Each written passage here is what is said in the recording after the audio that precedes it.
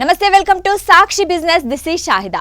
Long run లో మంచి లాభాలు ఆశించే వాళ్ళు మ్యూచువల్ ఫండ్స్ లో పెట్టుబడి మంచిదని చెబుతూ ఉంటారు.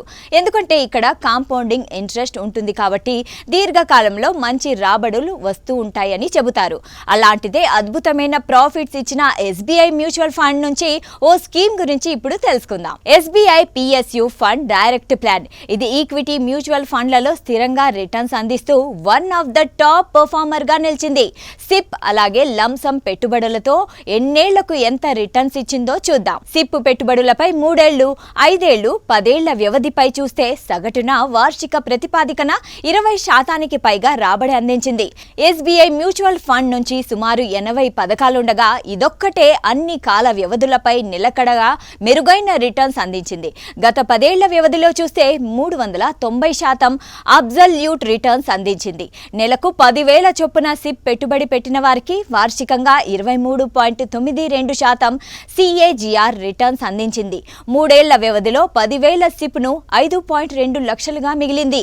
ఇదే 5 ఏళ్లలో చూస్తే నెల 10,000 చొప్పున ఇన్వెస్ట్ చేసిన వారికి 12.05 లక్షలొచ్చాయి. ఇదే 10 ఏళ్లలో చూస్తే 10,000 సిప్ పై 35.5 లక్షలొచ్చాయి. ఇదే లంసమ్ పెట్టుబడులపై చూస్తే లక్ష పెట్టుబడిపై ఏడాదిలో 31.43% రిటర్న్స్ వచ్చాయి. ఈ క్రమంలో లక్షను ఏడాదిలో 1.31 లక్షలుగా చేసింది. 3 ఏళ్లలో లక్షను 2.4 లక్షలుగా చేసింది. అదే 5 ఏళ్ల వ్యవధిలో లక్ష ఇన్వెస్ట్ చేసిన వారికి 3.46 లక్షలొచ్చాయి. 10 ఏళ్ల వ్యవధిలో అయితే లక్ష పెట్టుబడిని 4.90 లక్షలుగా చేసింది. ఎస్బీఐ పిఎస్యు ఫండ్ 2013 జనవరి 1న లాంచ్ అయింది. ఇది ఓపెన్ ఎండెడ్ ఈక్విటీ సి. ఎస్బీఐ పిఎస్యు ఫండ్ 2013 జనవరి 1న లాంచ్ అయింది. ఇది ఓపెన్ ఎండెడ్ ఈక్విటీ స్కీమ్. ఇది ప్రధానంగా పబ్లిక్ సెక్టార్ అండర్టేకింగ్ కంపెనీలో ఇన్వెస్ట్ చేస్తుంది. ఈ పథకం పనితీరుకు కొలమానంగా బిఎస్ఈ పిఎస్యు టిఆర్ఐ ఉంది.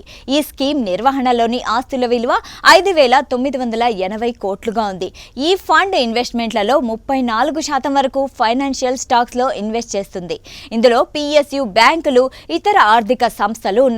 పోర్ట్ఫోలియో విషయానికి వస్తే ఎస్బీఐలో 17.88% ఇన్వెస్ట్ చేయగా తర్వాత వరుసగా Bharat electronics, NTPC, power grid, GAIL, Bharat petroleum, bank of Baroda, NMDC, Indian bank, oil India ఇలా వరుసగా ఉన్నాయి. సాక్షి టీవీ ప్రసారాలను నిలిపివేయడం చట్టరీత్యా నేరం. సాక్షి టీవీ ప్రసారాల కోసం మీ స్థానిక కేబుల్ ఆపరేటర్ని వెంటనే సంప్రదించండి. డిటిహెచ్లో, ఇంటర్నెట్లో కూడా సాక్షి టీవీ ప్రసారాలను వీక్షించవచ్చు.